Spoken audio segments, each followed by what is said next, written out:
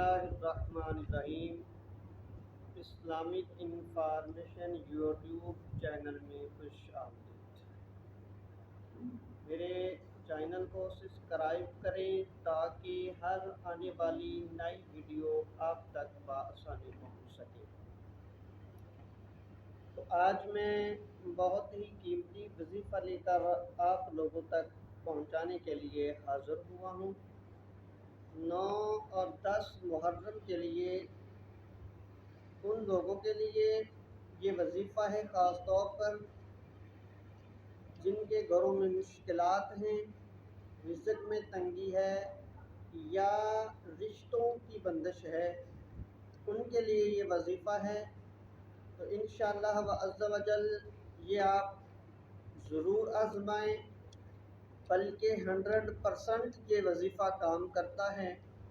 9 اور 10 محرم سال بعد آئے گا۔